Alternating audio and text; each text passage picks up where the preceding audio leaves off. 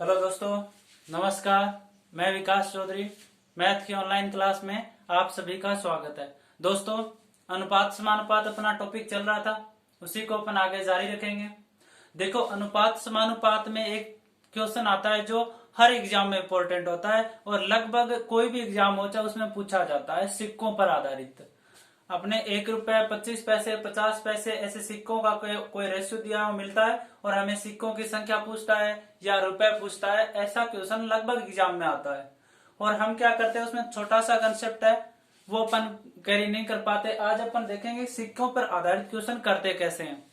छोटा सा ट्रिक है, उसके बाद में कोई भी क्वेश्चन आएगा सिक्कों पर आधारित वो आप कर लोगे। तो देखो, सिक्कों पर आधारित अपन टाइप में अगर पहला प्रश्न देखें तो इस प्रकार से आता है। देखो, एक थैली में 1 रुपए, 50 पैसे, 25 पैसे के सिक्कों की संख्या क्या दिया है। 1 रुपए, 50 पैसे और 25 पैसे के 3 प्रकार के सिक्के हैं। मतलब एक तो 1 1 रुपए का सिक्का है और एक 25 पैसे के सिक्के हैं और 50 पैसे के सिक्के हैं। और इनकी जो संख्या है ना, उनका अनुपात कितना है, 1:4:4। ठीक है, के अनुपात में यदि उनका कुल मूल्य, अगर अपन ये जो सिक्के है ना 1 रुपए, 50 पैसे और 25 पैसे के, इन सबको अगर अपन जोड़ दें, इनकी संख्या हम जोड़ दें, तो इनसे जो रुपए बनेंगे ना वो कितने बनेंगे, 200 रुपए बनेंगे। मतलब जितने भी सिक्के अपन इकट्ठे करेंगे ना ये वाले, तो कितने रुपए बनेंगे, इनसे 200 रुपए बनेंगे। तो हमें बताना है 25 पैसे के सिक्कों की संख्या बताना है कि 25 पैसे के सिक्के कितने हैं। तो देखो, जब भी आप सिक्कों पे क्वेश्चन देखते हो, तो दो चीज आपको देखनी है। पहला तो एक तो ये अनुपात यहाँ पे दे रखा है सिक्कों की संख्या का, और नीचे क्या दे रखा है, रुपए का।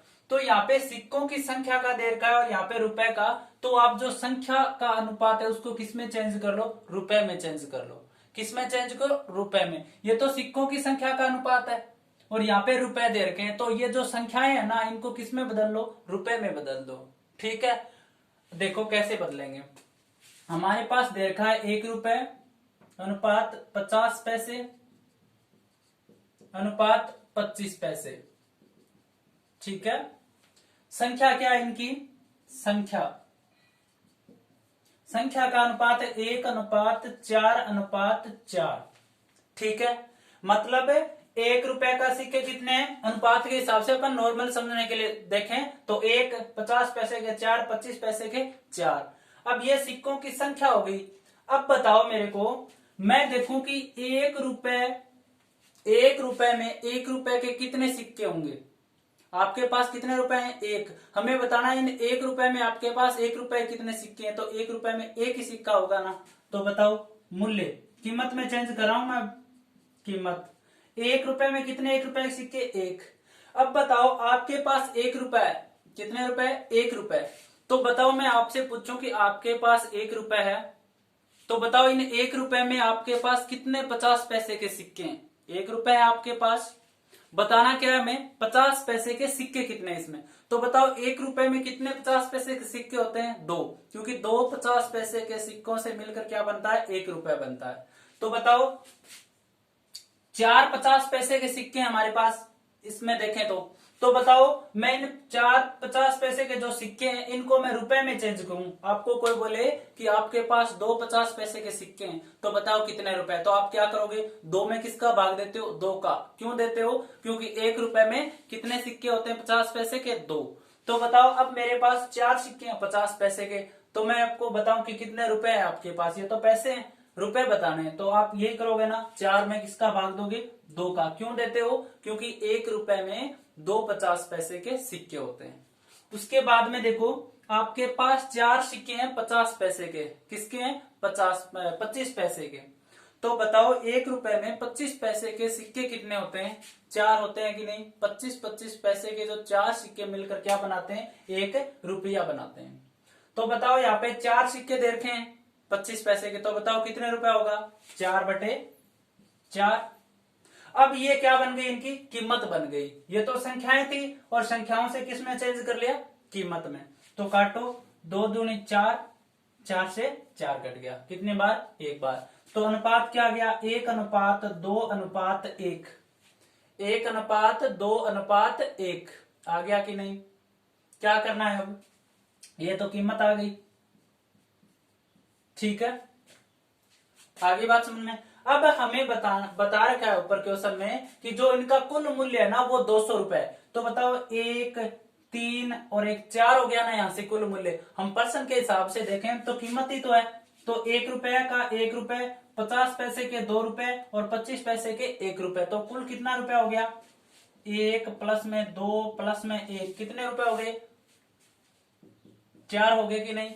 और हमें क्वेश्चन में ये रुपए कितने दे रखे हैं? 200। तो हमारे हिसाब से तो 4 रुपए बन रही है कीमत इनकी सिक्कों की, और क्वेश्चन में कितना बताया है? 200। तो बताओ 4 के बराबर क्या आ जाएगा? 200। ठीक है, तो 1 का मान कितना आ जाएगा? 200 बटा में 4, कितना आ जाएगा? 4 5 20, तो कितना आ गया? 50। तो यहां से 1 का मान कितना आ गया? 50 आ गया।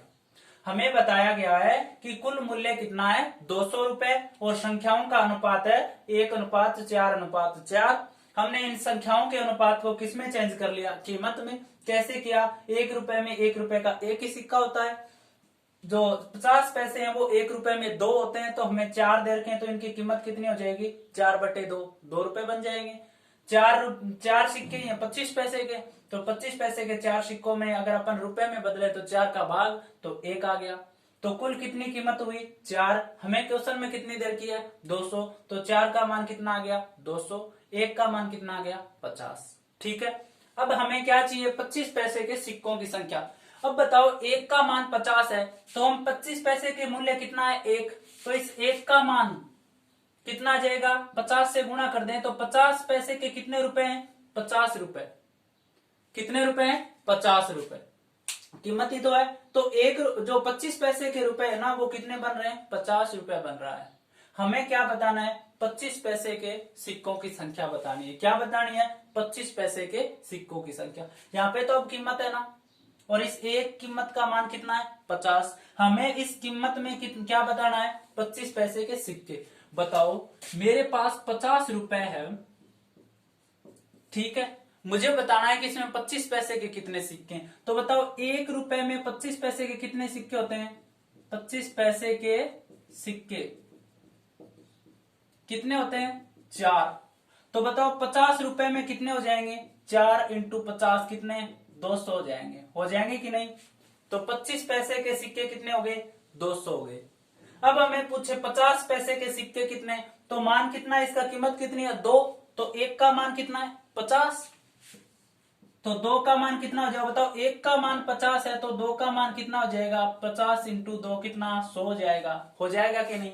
तो बताओ 2 रुपए के जो 50 पैसे के जो सिक्के हैं उनसे कितनी कीमत बन रही है? 100 रुपए बन रहे हैं। कितने बन रहे हैं? 100 रुपए। तो बताओ 100 रुपए में 50 पैसे के कितने सिक्के होंगे?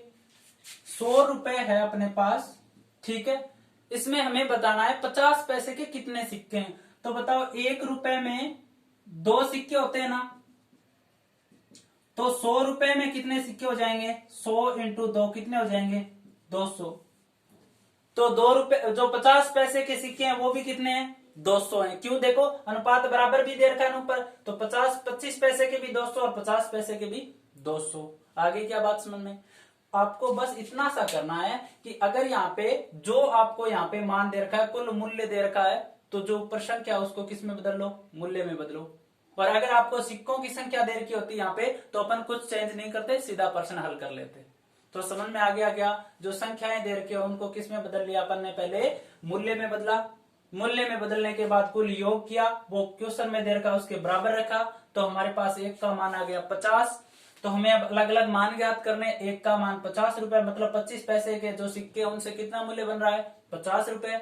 जो 50 पैसे के सिक्के उनसे कितना मूल्य बन रहा है? 100 रुपए। आगे ऐसे ही 1 रुपए का भी आप ज्ञात कर सकते हो। बताओ तरीका समझ में आया क्या? सिर्फ इतना करना है, दोनों ये यहाँ पे रुपए है तो इसको भी क्या बना लो? रुपए में बना लो, बस इतना सा करना है। तो बताओ क्वेश्चन समझ में आया क्या? ऐसा ही क्वेश्चन अपन एक और करते हैं। देखो बस चेंज करना है ना, वो बात ध्यान में रखनी है। दोनों क्या होने चाहिए? रेशियो अगर संख्याओं का दे रखा है तो कुल राशि जो है वो भी संख्याओं में होनी चाहिए, या आपको कुल राशि जिसमें दे रखी है उसी में क्या होनी चाहिए? संख्याओं का अनुपात होना चाहिए। जैसे देखो मैं कुछ एक अनुपात चेंज कर देता हूं, ऐसा क्वेश्चन अपन करते हैं। ठीक है, तो देखो मैंने कर दिया अनुपात 1 अनुपात 2 अनुपात 3 और कुल मूल्य कर दिया मैंने 121। ठीक है, क्वेश्चन वही है, आंकड़े चेंज किए हैं मैंने। क्या किया है, एक थैली में 1 रुपए 50 पैसे 25 पैसे के सिक्कों की संख्या 1 अनुपात 2 अनुपात 3 के अनुपात में है और इनका कुल मूल्य कितना होगा 121 रुपए। तो हमें 25 पैसे के सिक्कों की संख्या बतानी है। तो सबसे पहले ये दोनों क्या होने चाहिए, सेम होने चाहिए। तो मैं इन संख्याओं के अनुपात को किस में बदलूंगा, रुपए में। तो देखो 1 रुपए 50 पैसे और 25 पैसे संख्या। ठीक है, 1 अनुपात 2 अनुपात 3 के अनुपात में हमें किस में बदलना है, कीमत में बदलना है। ठीक है, तो बताओ 1 रुपए 1 रुपए के सिक्कों की संख्या कितनी है हमारे पास, 1। तो बताओ 1 रुपए का एक सिक्का है तो इसमें कितने रुपए होंगे, 1 ही होगा ना। अब बताओ 50 पैसे के कितने सिक्के हैं हमारे पास, 2 सिक्के हैं। तो बताओ रुपए कितने होंगे इसमें, 1 रुपया होगा ना। वो कैसे बनेगा, 2/2, क्योंकि 1 रुपए में 2 सिक्के। अब बताओ मेरे पास 25 पैसे के 3 सिक्के हैं तो मेरे पास कितने रुपए होंगे, 1 रुपए तो पूरा होगा और 1 आधा होगा, तो कितना रुपए होगा, 1.5 रुपए। वो कैसे करेंगे, 3/4। क्यों, देखो 25 पैसे के 3 सिक्के हैं तो 1 रुपए पूरा बनेगा ही नहीं, क्योंकि 4 सिक्के मिलकर 1 रुपया बनाते हैं, तो 3 ही है यहाँ पे। तो रुपए में बदलना है तो किसका भाग देंगे, 4 का। तो अब इनकी कीमत आ जाएगी। अब बताओ 2 से तो 2 कट गया, 1 आ गया। अब नीचे उधर 4 रह गया, भिन्न में रह गया ना। तो ये भिन्न अपने को हटाना है। तो मैं देखो सब में 4 से गुणा कर दूं, क्योंकि अनुपात का नियम है कि गुणा कर सकते हैं लेकिन सब में क्या होना चाहिए, सेम राशि से। तो इसको मैं 4 से गुणा करूंगा तो यहाँ पे भी 4 से गुणा, तो 4 से 4 कट जाएगा। तो यहाँ बचा 4 अनुपात 4 अनुपात 3। तो बताओ 1 रुपए 50 पैसे और 25 पैसे की कीमत का अनुपात कितना आ गया, 4 अनुपात 4 अनुपात 3 आ गया। ठीक है, अब बताओ टोटल कीमत कितनी हो गई, 4 प्लस में 4 प्लस में 3 कितनी हो गई, 8 और 3 11 रुपए हो गया कि नहीं। और हमें कुल कीमत कितनी दे रखी है, 121। तो बताओ 11 का मान कितना हो गया, 121। 1 का मान कितना हो गया, 121/11 और कितनी आ जाएगी, 11 रुपए। तो बताओ 1 का मान कितना आ गया, 11 रुपए। हमें किसका चाहिए, 3 का, क्योंकि 25 पैसे के सिक्के बताना है। तो 1 का मान 11 रुपए, तो 25 पैसे के जो सिक्के हैं उनकी कीमत का अनुपात कितना है, 3। तो हमें 3 का मान चाहिए। तो 1 का मान 11, तो 3 का मान 11 इंटू 3 कितना आ जाएगा, 33। तो 3 को किससे गुणा करो, 11 से, तो कितने बन जाएंगे, 33। तो बताओ जो 25 पैसे के जो सिक्के हैं उनसे कितने रुपए बन रहे हैं, 33 रुपए बन रहे हैं। जो आपके पास 25 सिक्के हैं ना, कितने भी होंगे आपके पास, उनसे कुल रुपए कितने बन रहे हैं, 33 रुपए बन रहे हैं। तो बताओ मेरे पास 25 पैसे के सिक्कों से 25 पैसे के सिक्कों से 33 रुपए बन रहा है, 33 रुपए बन रहा है। तो सिक्के कितने होंगे बताओ, 1 रुपए में कितने सिक्के होते हैं, 4। तो बताओ 33 रुपए में कितने सिक्के होंगे, 4 इंटू 33, तो कितना हो जाएगा, 4 तिया 12।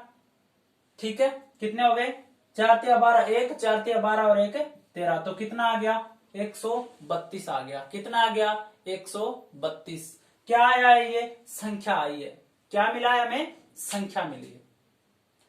देखो 33 रुपए बन रहे हैं किससे, 25 पैसों से, क्योंकि ये कीमत का अनुपात ही है। 33 रुपए में कितने 25 पैसे के सिक्के होंगे, 33 इंटू 4 कितने आ गया, 132। तो बताओ जब भी आपको सिक्कों की संख्या का अनुपात देकर कुल मूल्य दिया हो तो सिक्कों की संख्या ज्ञात कर लोगे क्या, सबसे पहले संख्या को किस में बदल दो, रुपए में, और क्वेश्चन हल हो जाएगा। तो समझ में आ गया क्या, आगे क्वेश्चन देखो।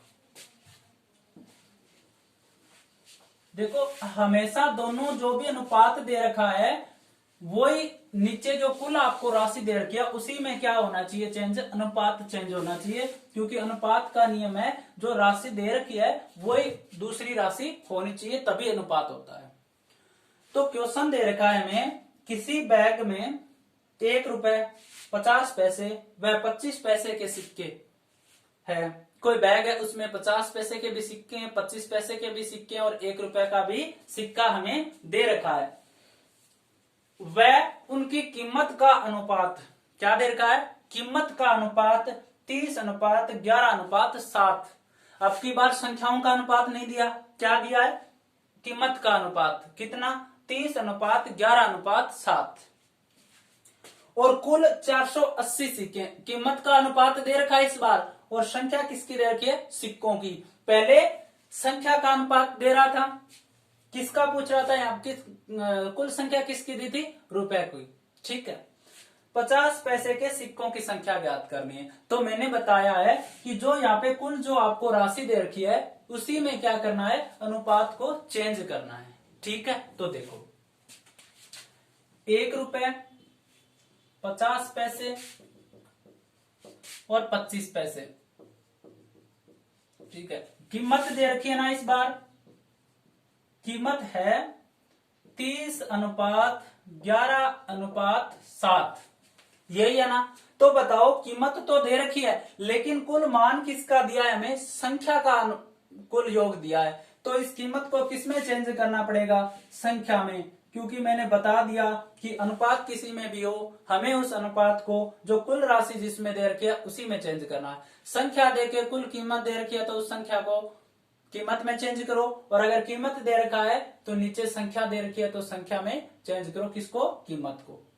तो बताओ 30 रुपए है मेरे पास, तो 30 रुपए में 1 रुपए के सिक्के कितने होंगे, तो 1 रुपए में एक सिक्का, तो कितने सिक्के हो जाएंगे, 30। मेरे पास 11 रुपए है, ठीक है। इसमें मेरे को बताना है 50 पैसे के कितने सिक्के हैं, तो बताओ 1 रुपए में 2 सिक्के होते हैं, तो 11 रुपए में 50 पैसे के कितने सिक्के होंगे, 22 सिक्के होंगे ना। तो 11 × 2, क्यों, क्योंकि 1 रुपए में 50 पैसे के सिक्के होते हैं 2। 7 रुपए है मेरे पास 25 पैसे के, तो बताओ 25 पैसे के 1 रुपए में कितने सिक्के होते हैं, 4, तो 7 में कितने हो जाएंगे, 7 × 4। मैं कीमत को किसमें चेंज कर रहा हूं, संख्या में, तो 30:22:7 आ गया ना, ठीक है। अब मेरे को क्या करना है, इन सब का, अब देखो संख्या आ गई ना, तो बताओ कुल कितनी संख्या है सिक्कों की, तो मैं कुल संख्या ज्ञात करूंगा, तो 30 प्लस में 22 प्लस में 28, ऐसे ही तो करूंगा। तो बताओ कुल कितना हो गया, 28 और 22 कितने हो गए, 28 और 22 30 और 50, 50 और 30 80, तो कुल सिक्के कितने आ गए, 80 सिक्के आ गए ना हमारे हिसाब से। लेकिन क्वेश्चन में कुल कितने सिक्के बता रहा है वो, 480। तो बताओ ये 80 सिक्के किसके बराबर रख दो, 480 के। तो 80 का मान कितना है, 480, तो 1 का मान कितना है, 480/80, 1 से 1 8 छिका 48, तो 1 का मान कितना आ गया, 6, ठीक है। इस बार संख्याओं का अनुपात आया और हमें बतानी भी क्या है, संख्या ही बतानी है। तो बताओ 25 पैसे, 50 पैसों की बतानी है ना, 50 पैसे की संख्या कितनी है, 22, तो 1 का मान कितना है, 6, तो बताओ 22 का मान कितना हो जाएगा, 22 × 6, 6 दूनी 12, 6 दूनी 12 और 1 23, तो 50 पैसे के कितने सिक्के हैं, 132 सिक्के हैं। देखो ऐसे प्रश्न में एक ही चीज ध्यान में रखनी है कि यहाँ पे अनुपात किसी का भी दिया हुआ हो, उसको जो कुल आपको देगा उसी में चेंज करना है। वहां पे कीमत है, यहाँ पे संख्या है, तो संख्या में ही चेंज करना है। वहां पे आपको संख्या दे रखी है, यहाँ पे कीमत दे रखी है, तो यहाँ पे कीमत में ही चेंज करना है, ठीक है। तो सबसे पहले कीमत से संख्या में बदल लिया, फिर जो भी संख्या आई उनका योग कर लिया, संख्या के बराबर रख दिया, 1 का मान आ जाएगा। यहाँ पे जो भी दे रखा है जिसका पूछा है उसका मान ज्ञात कर लो, 1 का मान 6, तो 22 का मान 132, तो जो 50 पैसे के सिक्के हैं वो कितने, 132 सिक्के। तो बताओ जब भी आपको सिक्कों का अनुपात देके, संख्या का अनुपात देके कीमत दे, तो सिक्कों की संख्या ज्ञात कर लोगे ना। या आपको कीमत का अनुपात देके कुल सिक्कों की संख्या दे और फिर आपको संख्या अलग अलग पूछे तो भी ज्ञात कर लोगे ना। तो दोनों का तरीका एक ही है, बस ये ध्यान रखना है कि इस अनुपात को इसी में चेंज करना है। कुल सिक्कों की संख्या तो सिक्कों की संख्या में, कुल कीमत तो कुल कीमत में। आगे बात समझ में, तो ऐसा क्वेश्चन हो जाएगा। देखो एक क्वेश्चन और कर लेते हैं ऐसा। देखो सिक्कों पर आधारित क्वेश्चन, कोई भी क्वेश्चन आपके पास होगा, अगर आप इस विधि से करते हो तो प्रत्येक क्वेश्चन हल हो जाएगा। क्वेश्चन मैं लिखता हूं, एक व्यक्ति के पास 480 रुपए है। एक व्यक्ति के पास 480 रुपए है 480 रुपए में 1 रुपए, 5 रुपए व 10 रुपए के सिक्के हैं। क्या लिखा है? एक व्यक्ति के पास 480 रुपए में 1 रुपए, 5 रुपए व 10 रुपए के सिक्के हैं। यदि प्रत्येक प्रकार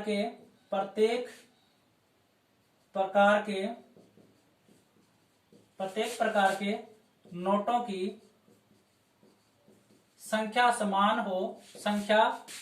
हो तो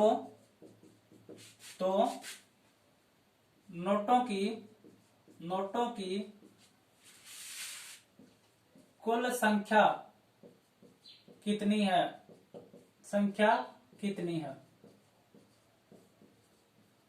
क्या दिया है क्वेश्चन मैंने कि एक व्यक्ति के पास 480 रुपए है, ठीक है, उसमें 1 रुपए के, 5 रुपए के और 10 रुपए के सिक्के हैं। 480 रुपए है उसके पास, वो 480 रुपए किससे मिलकर बने? 1 रुपए के सिक्कों से, 5 रुपए के सिक्कों से और 10 रुपए के सिक्कों से। यदि प्रत्येक प्रकार के नोटों की संख्या समान, मतलब 1 रुपए के जितने सिक्के उतने ही 10 रुपए के और उतने ही 5 रुपए के, बराबर है संख्या सबकी, तो नोटों की कुल संख्या बतानी है हमें। तो बताओ 1 रुपए, 5 रुपए और 10 रुपए, नोटों की संख्या समान है। संख्या क्या है? समान। तो बताओ 1 रुपए का एक सिक्का है तो 5 रुपए के भी एक सिक्का और 10 रुपए का भी एक सिक्का। तो बताओ 1:1:1 हो जाएगी ना संख्या। क्यों? क्योंकि बराबर है। अगर 1 रुपए का एक सिक्का है तो 5 रुपए का भी एक सिक्का और 10 रुपए का भी एक सिक्का। तो हमें दे रखा है प्रत्येक प्रकार के नोटों की संख्या समान है, तो संख्याओं का अनुपात क्या आ जाएगा? 1:1:1। हमें कुल क्या दे रखा है? कीमत दे रखी है, तो इस संख्या को किस में चेंज करना पड़ेगा? कीमत में चेंज करना पड़ेगा। तो कीमत बताओ 1 रुपए का जो सिक्का है, 1 रुपए का जो सिक्का है उसमें कुल कितनी कीमत हो जाएगी? 1 रुपए ही होगा ना। 1 रुपए का एक सिक्का है तो उसमें कुल कीमत कितनी होगी? 1 रुपए। हमारे पास 5 रुपए का एक सिक्का है तो कीमत कितनी हो जाएगी? 5 रुपए। एक सिक्का है 5 रुपए का तो कीमत कितनी होती है उसकी? 5। हमारे पास एक सिक्का है 10 रुपए का तो कीमत कितनी होगी? 10। तो बताओ कीमत का अनुपात आ गया ना। ठीक है, हमारे पास क्या आ गया? कीमत का अनुपात। हमें दे रखा है कीमत कुल कितनी है? 480। तो यहां से अपने को क्या करना है? कीमत का योग। तो कीमत का योग 1 प्लस में 5 प्लस में 10, तो 10 और 5 15 और 1 16। कितनी आ गई कीमत? 16। और हमें परसेंट में कितनी दे रखी है? 480। तो 16 का मान कितना हो गया? 480। 1 का मान कितना हो गया? 480/16। तो 16 × 48, मान कितना आ गया? 1 का 30। हमें कुल संख्या बतानी है नोटों की, तो ये क्या है? कीमत। तो देखो 10 रुपए के जो सिक्के हैं उनसे कितनी कीमत हो जाएगी? 1 का मान 30, तो 10 का मान कितना हो जाएगा? 10 × 30, तो कितने? 300 रुपए। ठीक है, फिर हमारे पास 5 रुपए के कितनी कीमत है? 5, और 1 का मान कितना है? 30। तो गुणा करो 30 से, कितना हो जाएगा? 150। एक का मान कितना है? 1, तो 1 को 1 से गुणा करेंगे 30। देखो हमारे पास कुल योग आता है यहां से कीमत का 16 किसके बराबर रखते हैं? 480 के। क्यों? क्योंकि एक्चुअल कीमत है। 1 का मान यहां से आ जाता है 30, तो जो ये तो कीमत ही है ना, तो 1 कीमत का अनुपात कितना है? 30। हमें 10 कीमत का मान कितना हो जाएगा? 10 × 30 कितना? 300। 5 कीमत का मान × 30 150, और 1 का मान 30 आ जाएगा। तो कुल देखो कीमत कितनी होगी? 300 प्लस में 150 प्लस में 30 बराबर कितना आएगा 480। इतना ही है ना, तो सही है। अब हमें कुल नोटों की संख्या बतानी है, तो बताओ 300 रुपए में 10 के कितने सिक्के होंगे? 10 रुपए के कितने सिक्के होंगे? कितने सिक्के होंगे बताओ। तो 300 रुपए, 10 रुपए का एक सिक्का, तो कितने सिक्के हो जाएंगे? 30। तो बताओ 10 रुपए के सिक्के कितने हो जाएंगे? 30।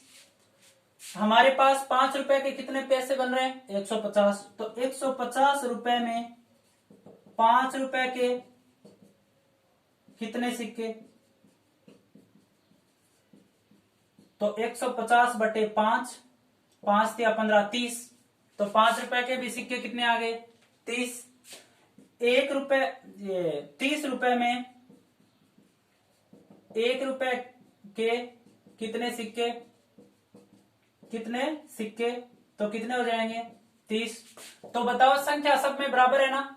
आप एक ज्ञात कर लोगे तो एक से भी आ जाएगा मान सबका, मैंने ज्ञात करके दिखाया है। तो तीनों सिक्कों की संख्या समान है ना। कुल कीमत कितनी बन रही है? 480। तो ऐसे करना है, जब भी आपको सिक्कों की संख्या अगर आपको समान देता है कोई भी क्वेश्चन में, तो आपको 1:1:1 में रखना है। कीमत में चेंज करो, कीमत के बराबर रखो, एक का मान आ जाएगा और अलग अलग मान निकाल लेना।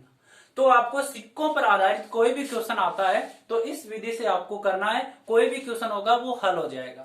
ठीक है, तो अनुपात के क्वेश्चन जो भी थे वो लगभग कंप्लीट हो गए। ठीक है, अब हम करते हैं समानुपात के बारे में।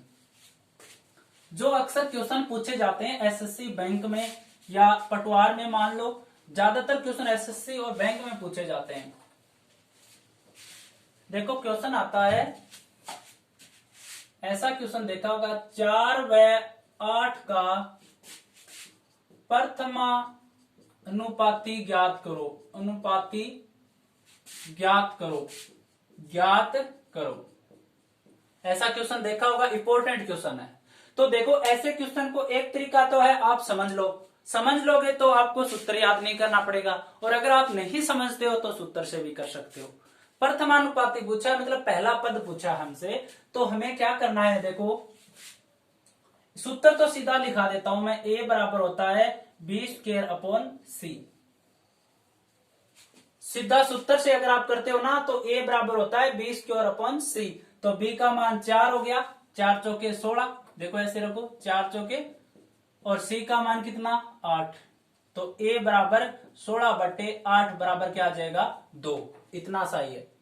फॉर्मूला क्या है प्रथमानुपाती ज्ञात करने का? a बराबर b²/c।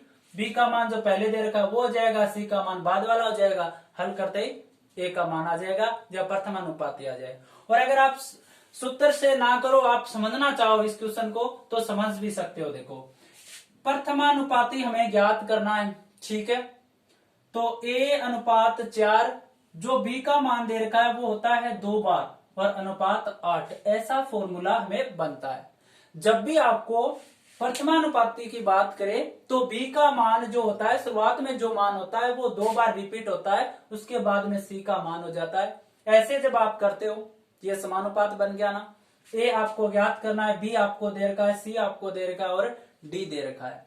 तो बताओ समानुपात में ऐसा होता है ना, बाह्य पदों का गुणनफल, बाह्य पदों का गुणनफल बराबर किसके होता है? मध्य पदों के, मध्य पदों का गुणनफल होता है ना। मतलब a इंटू डी बराबर होता है b इंटू सी के, ऐसा होता है ना। तो देखो a इंटू डी बराबर b into C, a into D b into C. आगे बात समझ में।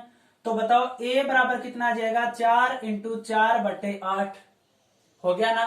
तो आप a बराबर कितना आ जाएगा? 16/8 बराबर 2 आ जाएगा ना। तो आप सूत्र ऐसा भी कर सकते हो, BC/D। ठीक है, BC/D। तब आपको b का और c का मान सेम मानना पड़ेगा और आप d का मान लास्ट वाला हो जाएगा। तो आप ऐसे भी सीधा भी कर सकते हो, a हमें ज्ञात करना है, b का मान दे रखा है हमें और c का मान दे रखा है या d का मान दे रखा है, या सूत्र से करो a बराबर होता है b square upon c, b का मान दे रखा है और c का मान दे रखा है, सीधा आपको प्रथम अनुपाती आ जाएगा। और अगर आप समझ के करते हो तो a अनुपात b अनुपात समानुपात c अनुपात d, तो b की जगह 4 और c की जगह 4 और d की जगह आपको दे रखा है, ये आपको ज्ञात करना है। बाह्य पदों का गुणनफल बराबर मध्य पदों का गुणनफल। तो बताओ, जब भी आप प्रथमानुपाती की बात करो तो प्रथमानुपाती ज्ञात करने का एक सूत्र है a बराबर b स्क्वायर अपॉन c, या आप सीधा ऐसे करते हो तो ऐसा भी कर सकते हो। ठीक है, अब आगे देखो, मैं संख्याएं चेंज कर देता हूं। 3 व 9 का प्रथमानुपाती ज्ञात करो। तो मेरे को a बराबर पता है b स्क्वायर अपॉन c होता है, तो a बराबर b का मान कितना 3, तो 3 तिया 9 और c का मान 9, तो 9 से 9 कट गया, कितना आ गया 1। तो प्रथमानुपाती कितना है 1। सूत्र से आप नहीं करना चाहो तो a अनुपात 3 समानुपात 3 अनुपात 9, तो a इंटू 9 बराबर 3 इंटू 3, तो a बराबर 9 बटा 9 बराबर क्या आ जाएगा 1 आ जाएगा। तो जिससे आपका मन करे उससे कर लो, प्रथम अनुपाती का सूत्र भी याद रख सकते हो। ठीक है, तो प्रथम अनुपाती जब भी आपको कोई पूछे तो ज्ञात कर लोगे ना। अब देखो आगे मध्य अनुपाती। ठीक है, मध्य अनुपाती देखो 16 व 12 का मध्यानुपाती ज्ञात करो। तो मध्यानुपाती का मतलब होता है b, तो b बराबर आप रख सकते हो b बराबर अंडर रूट AC। जब भी आपको मध्य अनुपाती ज्ञात करना दे तो इस सूत्र से कर सकते हो। मध्य अनुपाती बराबर होता है under root A into C, तो b बराबर क्या आ जाएगा अंडर रूट A कितना है 16 और C कितना है 12। ठीक है, तो b बराबर क्या आ जाएगा आपके पास, देखो अंडर रूट में मान हो जाएगा ना, तो आप यहाँ पे चेंज भी कर लेना, लगभग आपको चेंज मिलेगा। ठीक है, तो 25। ठीक है, तो बाहर निकालेंगे तो 16 से 4 आ जाएगा और 25 से 5 आ जाएगा, तो b का मान कितना 20, तो मध्य अनुपाती कितना आ जाएगा 20 आ जाएगा। जब भी आपको मध्य अनुपाती ज्ञात करना पूछे तो b बराबर होता है under root A into C, मतलब जो भी आपको दो मान दे रखे उन दोनों का गुणनफल करके उनका क्या निकाल दो, अंडर रूट का मान निकाल दो, वही क्या हो जाएगा मध्य अनुपाती। सूत्र से करना चाहो तो a का मान 16 हो गया, अनुपात b हमें ज्ञात करना है, समानुपात b अनुपात c मान लो या d मान लो। ठीक है, जो भी आप मर्जी आपकी, दे कितना दे रखा है 25, b हमेशा 2 बार आएगा।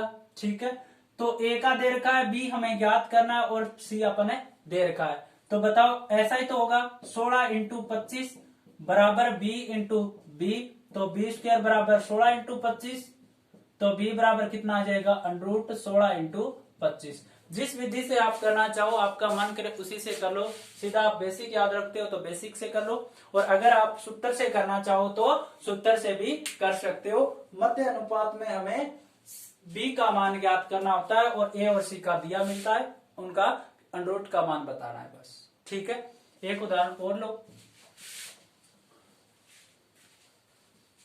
जैसे देखो आपको देता है कोई 9 व 16 का मध्य अनुपात, तो b बराबर हमें पता है अंडर रूट AC होता है, तो बराबर अंडर रूट a का मान 9 c का मान 16, तो बराबर क्या आ जाएगा 3 इंटू 4 क्या आ जाएगा 12 आ जाएगा। तो मध्य अनुपाती कितना है 12। देखो सिंपल से है, और अगर आपको तरीका नहीं पता तो बिल्कुल भी आप प्रश्न नहीं कर पाओगे किसी भी ट्रिक से, या तो सूत्र याद रखो या समझो। तो a का मान 9, b का हमें मध्य अनुपाती ज्ञात करना है और हमें c दे रखा है 16, तो 9 इंटू 16 बराबर क्या आ जाएगा 20 स्क्वायर, तो b बराबर आ जाएगा अंडर रूट 9 इंटू 16। तो बताओ आसान सा है ना। अब देखो तृतीय अनुपाती, देखो बिल्कुल सिंपल सा है, बस समझने में थोड़ा सा मुश्किल है, समझ लिया तो उसके बाद हो जाता है। या सूत्र याद रखो, आपको ऐसा दे 12 व 16 या 12 व 16 का तृतीयानुपाती ज्ञात करो।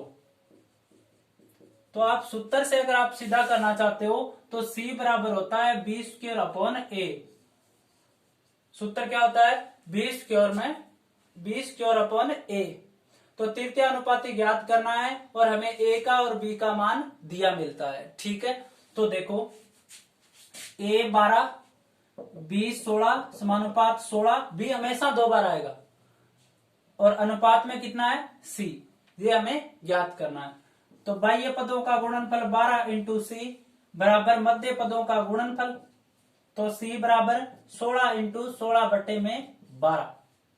ठीक है, तो काट दो इसको, 4 से कितनी बार कट जाएगा? 4 बार, और ये कितनी बार? 3 बार। तो कितना आ जाएगा? 16 चौका 64 बटा 3 बराबर 3 दूनी 6, 3 एकम 3 बटा 3। ये क्या आ जाएगा? तृतीय अनुपाती। हमेशा ध्यान रखना है कि जो मध्य अनुपाती होता है, जो बीच वाला होता है, वो 2 बार रिपीट होता है क्योंकि समानुपात में है। ठीक है, ऐसे आप अगर करते हो तो आपको सूत्र रखने की याद जरूरत नहीं है, अन्यथा सूत्र से करो। सी बराबर होता है तृतीय अनुपात बराबर होता है बी स्क्वायर अपॉन ए। ठीक है, आगे देखो, संख्याएं चेंज कर दूं मैं।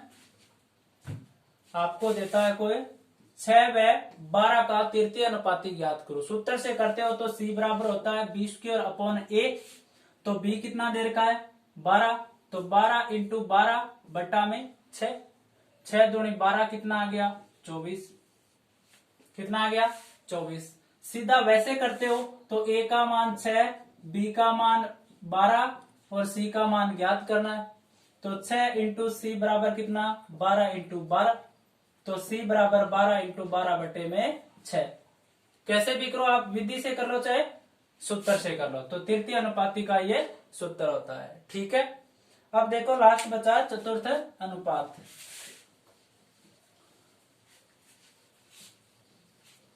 देखो चतुर्थ अनुपात भी ऐसे ही होता है, उसमें संख्याएं 3 मिलती है, 6, 5 और आपको दे 21 का चतुर्थ अनुपाती ज्ञात करो। ठीक है, वही है, बाकी तो संख्याएं 3 मिलेगी। चतुर्थानुपाती की एक विशेषता है कि इसमें संख्याएं कितनी मिलेगी? 3 मिलेगी। कितनी मिलेगी? 3। और तृतीय अनुपाती में कितनी मिलती है? 2।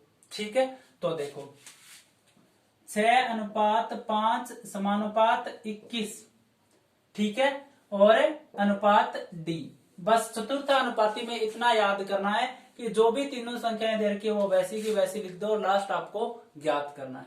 सूत्र से भी आप करना चाहो तो डी बराबर होता है बीसी अपॉन ए। बीसी अपॉन ए। ठीक है, तो ऐसे कर सकते हो आप। बाह्य पदों का गुणनफल 6 इंटू डी बराबर मध्य पदों का गुणनफल, तो डी बराबर हो जाएगा 5 इंटू 21 बटा में 6। 5 इंटू 21 बटा में 6, 3 से काटोगे 7 और 2, 7 5 35 बटा 2 से कितना आ जाएगा? 17.5। हमेशा चतुर्थी अनुपात जब भी आपसे पूछेगा तो 3 संख्याएं देगा, और इसी यही एक ऐसा टाइप है इसमें जिसमें बी का मान रिपीट नहीं होता। बाकी चाहे प्रथम अनुपात हो, चाहे मध्य अनुपात हो, चाहे तृतीय अनुपात हो, बी क्या होता है? सेम होता है दोनों जगह। ठीक है, चतुर्थी अनुपातों में 3 संख्याएं देगा। जब भी आपको 3 संख्याएं मिलती है तो आप समझ जाना चतुर्थी अनुपात आपसे पूछ रहा है। ठीक है, और डी बराबर होता है बी इंटू सी अपॉन ए। और आप ऐसे करने चाहो तो इस प्रकार से भी कर सकते हो। तो बताओ, समानुपात में ये क्वेश्चन इंपॉर्टेंट होते हैं। तो आज तक जो भी अनुपात समानुपात में जितने भी क्वेश्चन होते हैं वो मैंने लगभग पूरे करवा दिए। कोई छोटा बहुत कुछ कोई छोटा सा क्वेश्चन बचा होगा तो वो आप अगर ये सब करोगे तो इनमें से निकल के होगा वो आप कर लोगे, क्योंकि विधियां यही होगी। कोई भी क्वेश्चन अनुपात समानुपात का आता है उस सब में ये की विद्या लगेगी जो मैंने बताया है। आय का करवा दिया, मिश्रण का करवा दिया, सिक्कों का करवा दिया, समानुपात पे आधारित करवा दिया। जितने भी टाइप होते हैं अनुपात समानुपात के मैंने बता दिया। आप नोट्स बनाते रहिए, साथ साथ में जो भी मैं टॉपिक करवा रहा हूं उनके नोट्स बना लीजिए। जैसे जैसे मैं करवा रहा हूं क्वेश्चन वो रजिस्टर में उतार लीजिए। पूरे टॉपिक होंगे जितने भी एग्जाम में आते हैं, चाहे कोई भी एग्जाम हो, एसएससी का हो, बैंक का हो, किसी का भी हो जाए।